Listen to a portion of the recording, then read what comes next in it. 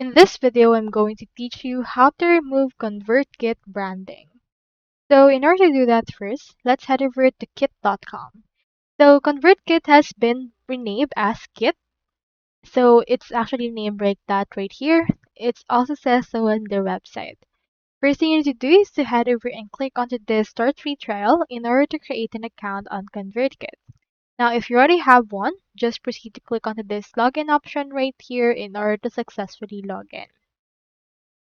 Now in here, I already have my dashboard and I already have something on my ConvertKit.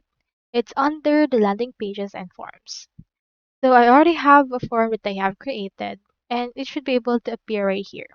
So you can proceed to create or edit that form.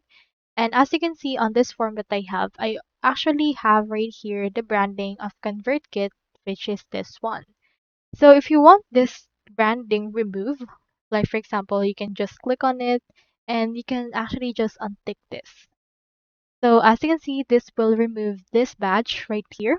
It will actually gray out right now, but when you actually publish this site, this will actually be removed. If you want to remove it completely, another thing that you can do is to actually go over and upgrade to a paid plan.